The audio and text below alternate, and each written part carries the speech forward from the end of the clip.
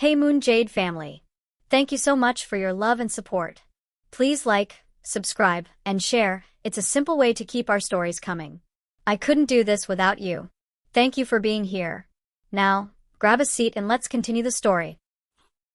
Rain hammered against the car windows as it wound through the long, private drive. Amara hadn't slept in 2 days, not since leaving Port Harcourt with a ring still too loose on her finger and a marriage contract she barely understood. The driver said the house was huge. She didn't realize how huge until the gates opened. The mansion rose out of the rain like a ship, stone and glass, the kind of place that swallowed silence.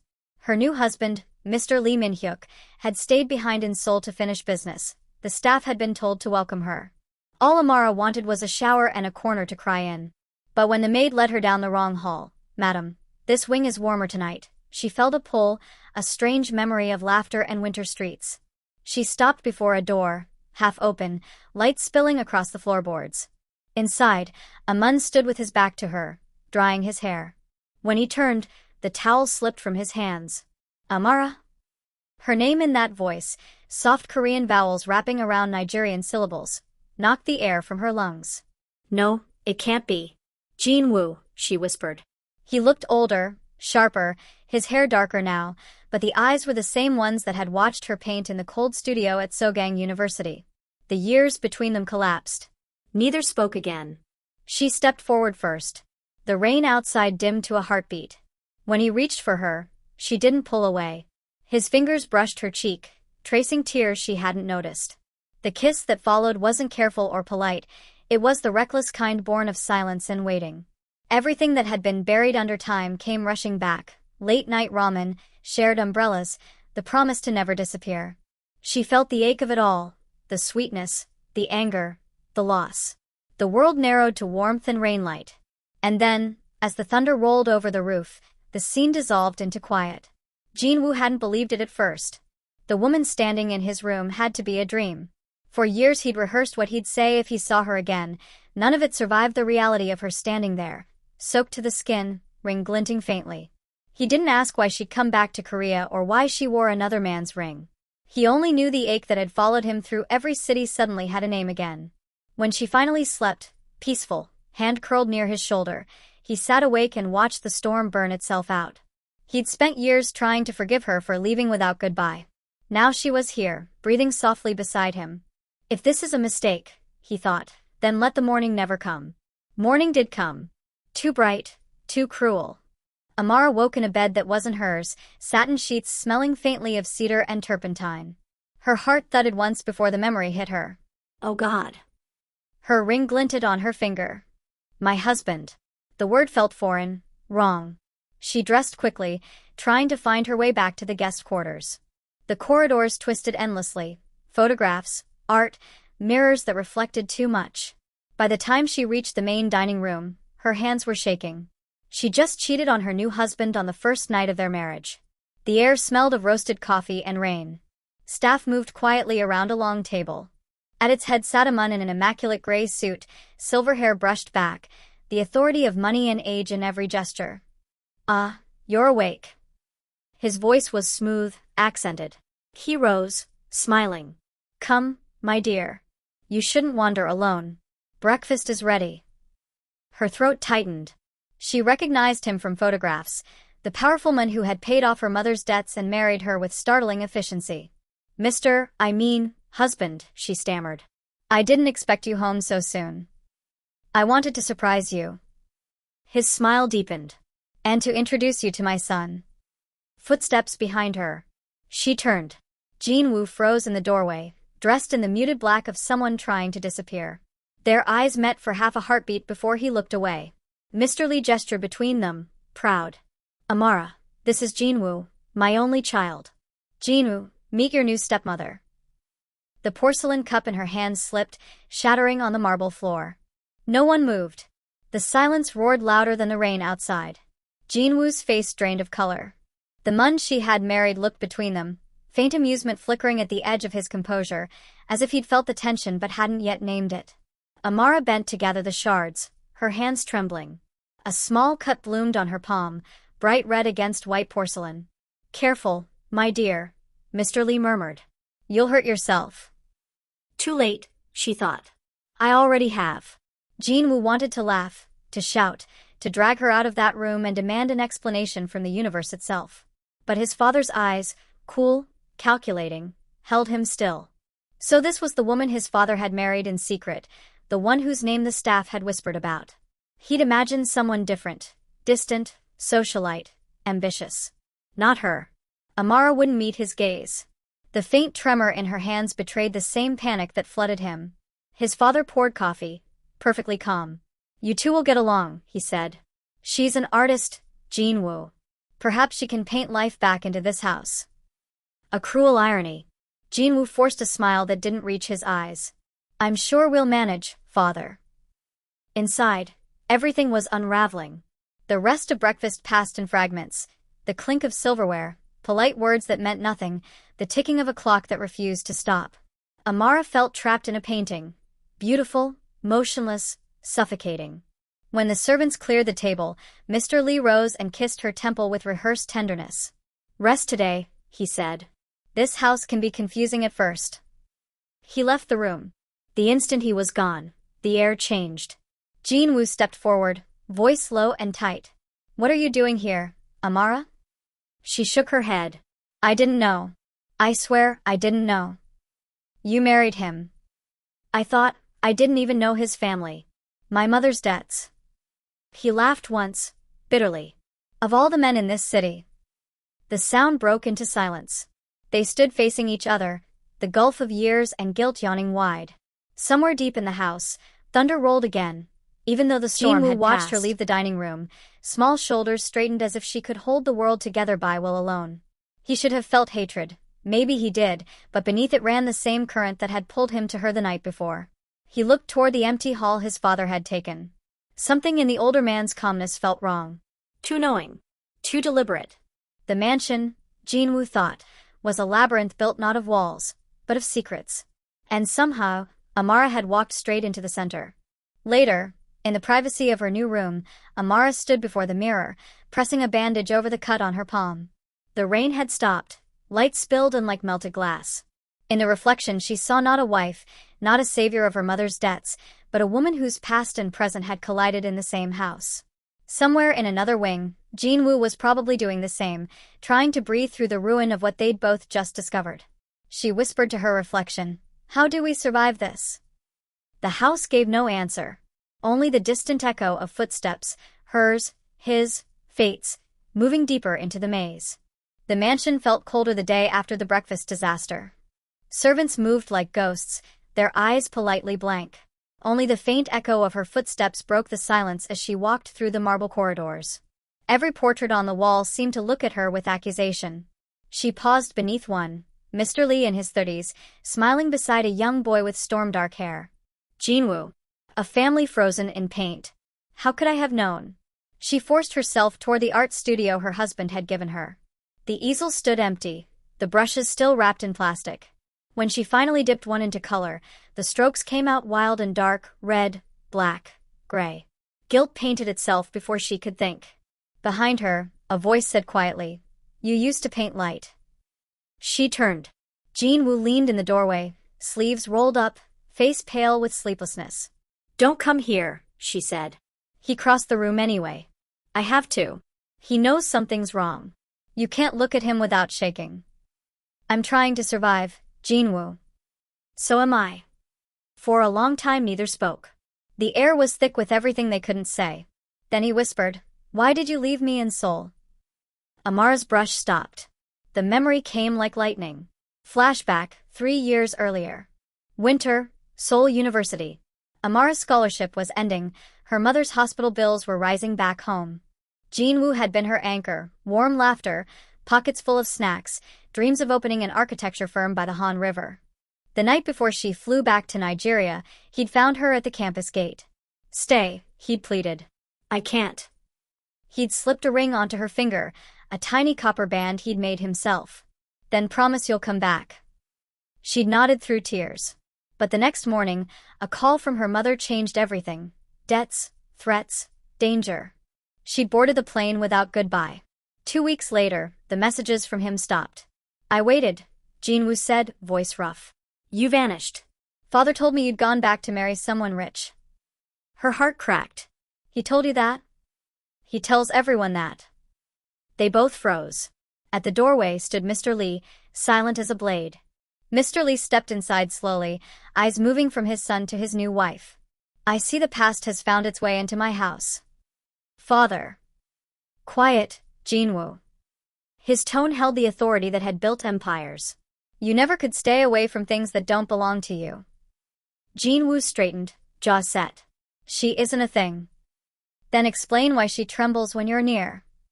The room felt smaller. Mr. Lee's calm was worse than shouting. He walked to the window, hands behind his back. I brought her here to save her, and you, my own son, would make her ashamed again?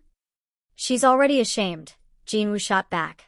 Of marrying a man who buys obedience with debt. The slap of glass cracking under Mr. Lee's palm startled Amara. He turned, eyes dark. You've forgotten who feeds you. Maybe it's time I stop eating from your table. The air snapped.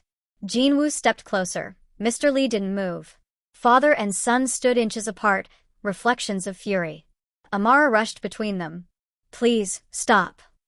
Mr. Lee's voice softened dangerously. You think I don't see how he looks at you? She flinched. It isn't what you think. It's exactly what I think. He left the room, the door closing with a sound that felt final. Jinwoo sank onto the couch, hands trembling. He'll destroy me for this. Amara sat beside him. Then we have to be careful. I've been careful all my life. It never saved anyone. He rose abruptly and punched the wall. The crack echoed through the studio. Amara caught his wrist before he could strike again. Don't, she said. That's his anger, not yours. Their eyes met. The distance between them dissolved into a fragile peace, built on shared ruin. Later that night, the mansion was asleep, but whispers traveled through its halls. Mr. Lee stood alone in his study, staring at an old photograph, his late wife, a child Jinwoo, and another man whose face had been torn out long ago. He poured a drink, the glass trembling slightly. If you take her from me too, Jinwoo, he muttered to the dark, I will end everything you are. Outside, thunder rolled again over Seoul. Amara couldn't sleep. In the distance she heard raised voices, father and son again, words too muffled to understand, ending in the crash of something breaking. Then silence. She pressed her palms to her ears, whispering, please, not again. But she knew that the storm outside was nothing compared to the one that had begun inside these walls. The storm that had started the night before still clung to the sky, heavy and gray. Amara stood by the window, her reflection trembling on the glass. Somewhere in the east wing, voices rose, her husband's and Jinwoo's, sharp, breaking through the marble silence. She couldn't move. Every sound felt like a cut across her heart. Do you think I don't know, Jinwoo? Mr. Han's voice thundered from down the corridor. You think I can't see the way you look at her? Because she isn't just hers, father. She was mine before you ever knew her. Jinwoo's voice cracked with fury.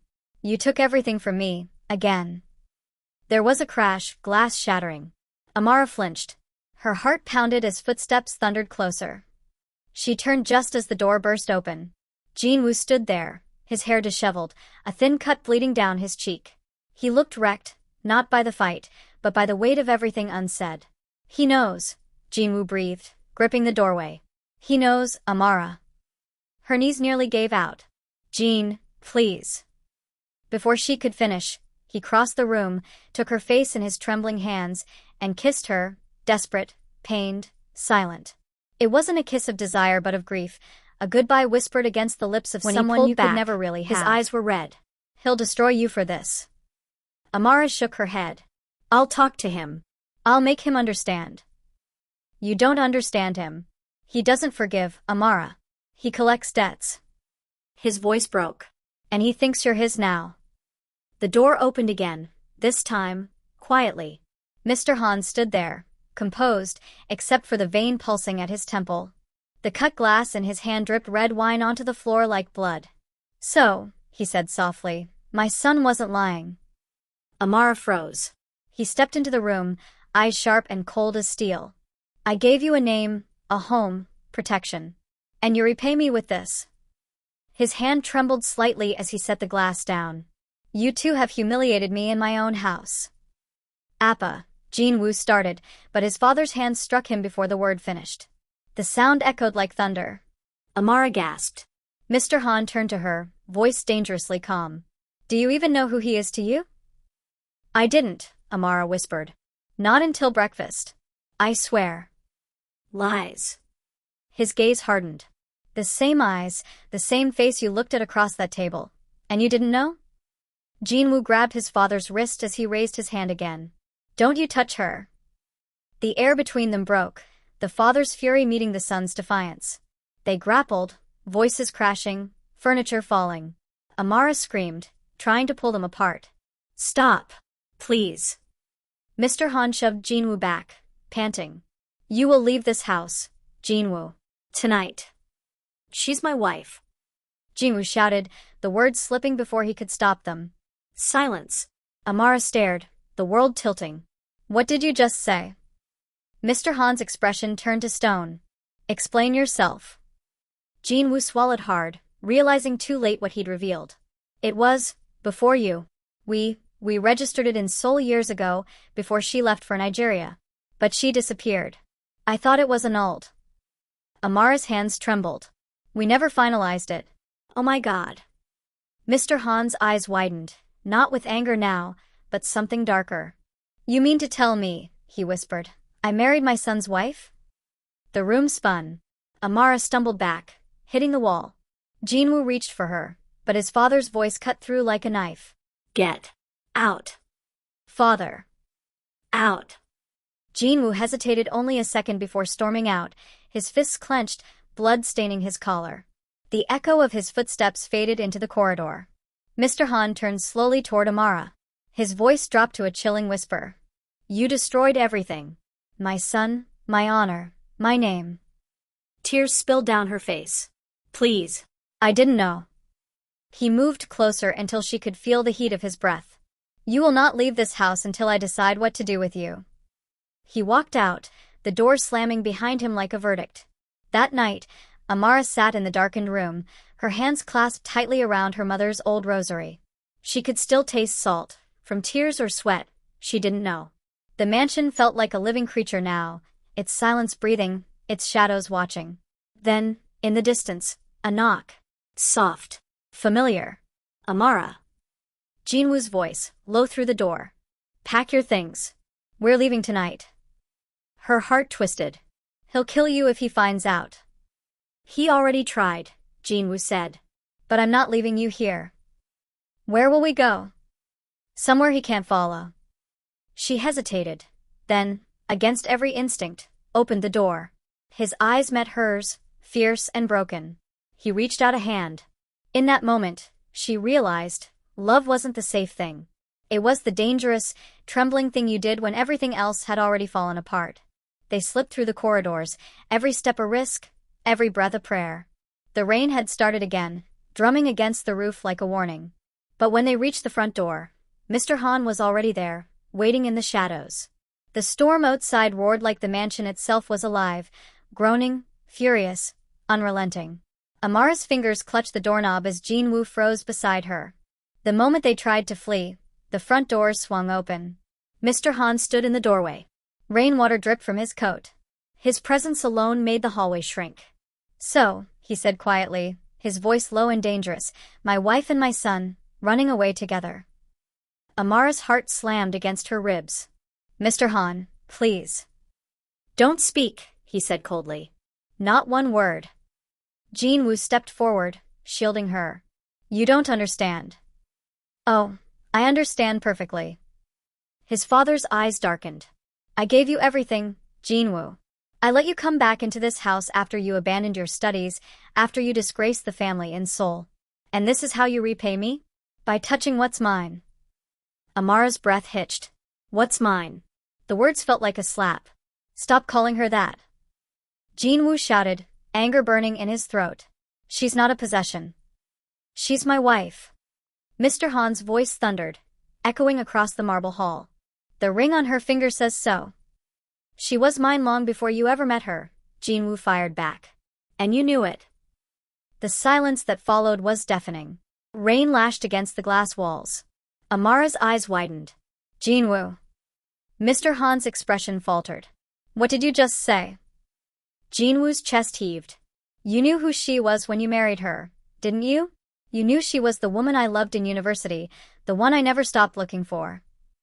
Mr. Han's lips trembled slightly, a tiny crack in his composure.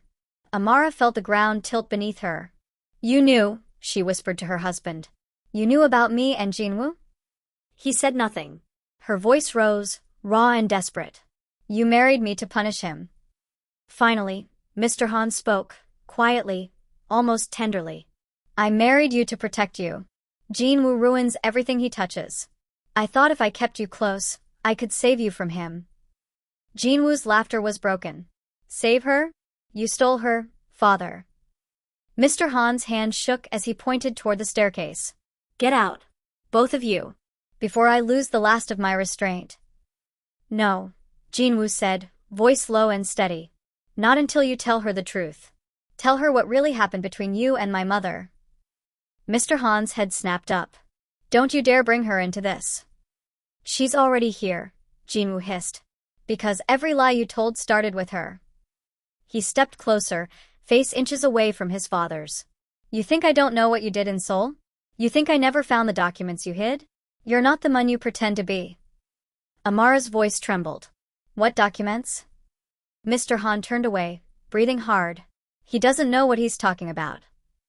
Then explain this, Jinwoo said, pulling an envelope from his coat, wet, crumpled, trembling in his hand. Explain why the DNA test says I'm not your biological son. The world seemed to stop. What? Amara whispered. Mr. Han went pale. That's not possible. I took samples from the family archive, from your medical files, Jinwoo said. I had them compared to mine. You're not my father, are you? Thunder cracked outside. Mr. Han's silence was the answer. Amara's knees went weak.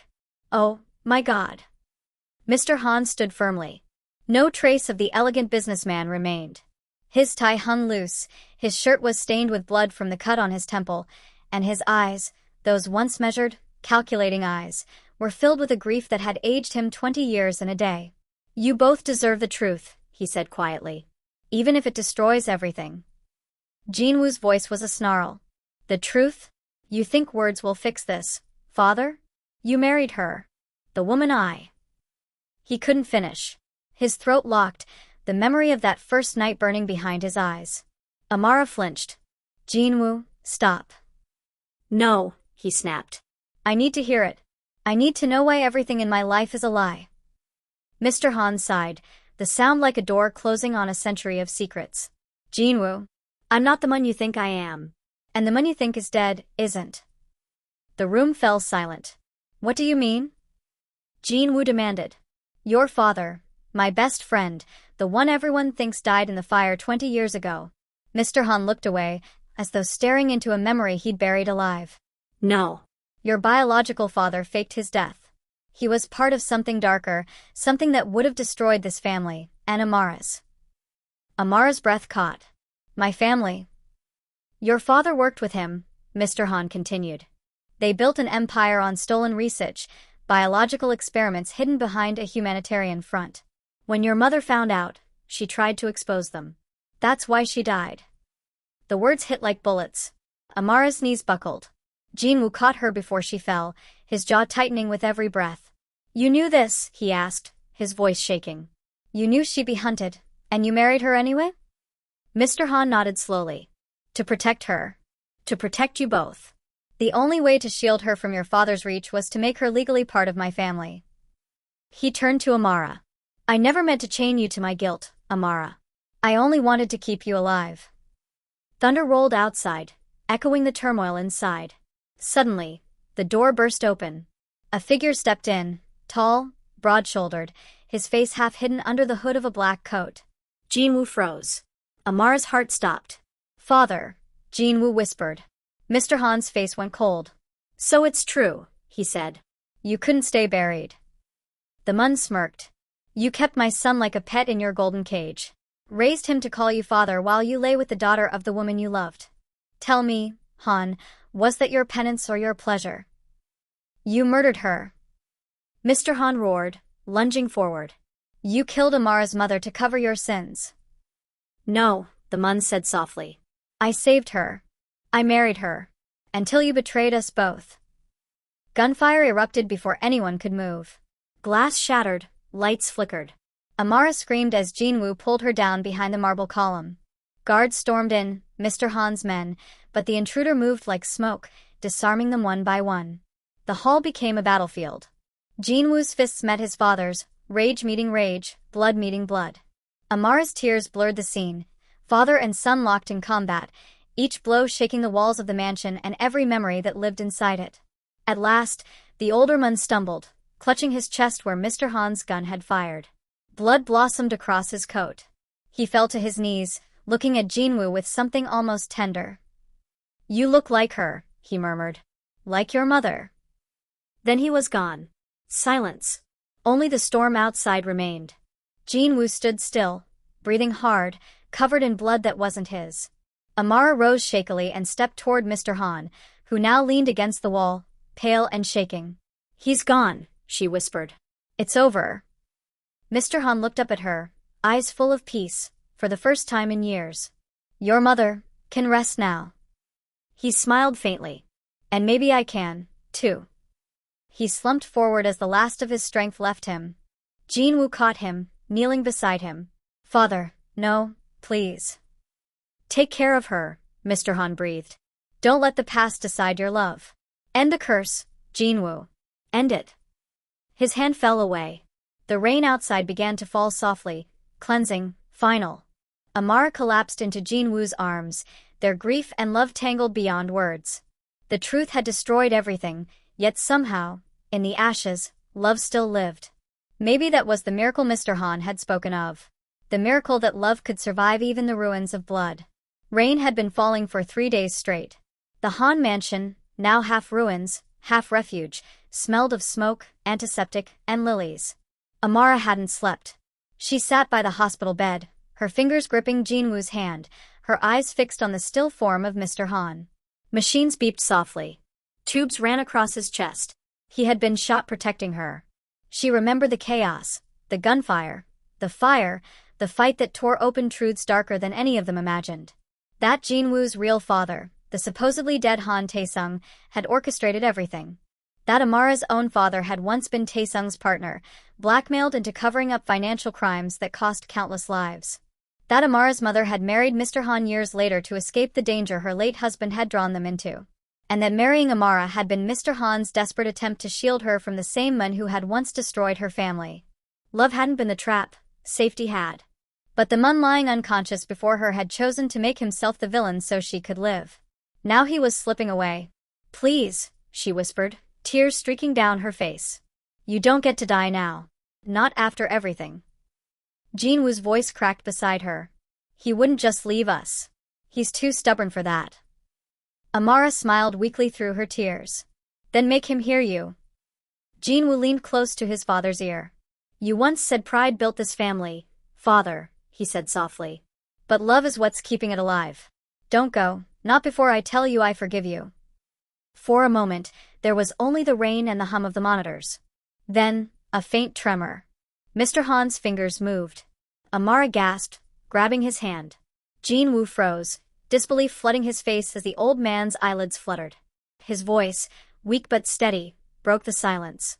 You, both sound too serious. For once, let me rest in peace. They laughed through tears, relief and heartbreak tangled together. Mr. Han's eyes opened fully, settling on them. So it's true, he murmured. You found each other even in the ruins. Amara nodded, sobbing quietly. We found you too. 2 weeks later, in the Seoul High Court, Han Taesung was led in handcuffs down the aisle, defeated, his empire of lies finally exposed. Mr. Han, frail but standing, gave his testimony calmly. The truth may destroy names, he said, his voice echoing through the chamber. But it saves souls. My family paid with blood for silence. Never again. Amara's statement followed, steady, tearful, and brave. She spoke of her mother's death, how it wasn't an accident, but an arranged silence. Taesung's silence. How Mr. Han had stepped into that chaos not for power, but for protection. When the gavel fell and the sentence was read, The air in the courtroom seemed to lift a century's worth of ghosts. 3 months later. Spring returned slowly. The mansion's west wing was gone, replaced with gardens. The koi pond had been rebuilt, lilies spreading over the water. Mr. Han walked there every morning, leaning on his cane. His scars showed, but his eyes shone clearer, as though the storm inside him had finally gone quiet. He found Amara and Jinwoo sitting by the pond, sketchbooks open, laughter spilling like sunlight. For the first time, the house didn't feel haunted. It felt like home. "You two remind me of your mothers," Mr. Han said, smiling at Amara. "Both stubborn. Both too kind for this cruel world." Amara chuckled, brushing soil off her hands. "We're trying to be less tragic." "Good luck with that," he said, lowering himself beside them. "Tragedy built this family. But maybe love can rebuild it."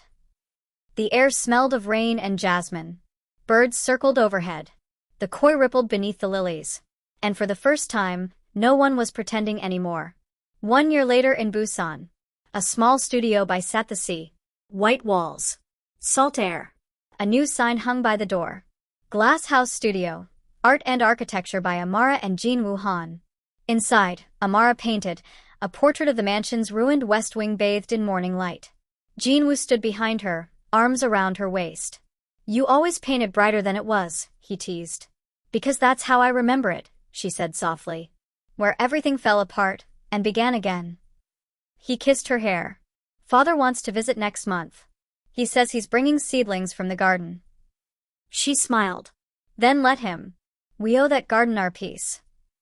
Back in Seoul, Mr. Han stood beneath the old willow tree, the one Amara's mother had planted. The garden shimmered under the sunset, lilies in full bloom, koi dancing in golden water. He closed his eyes and whispered, "Unji. Chioma, we did it. They're safe. They're free."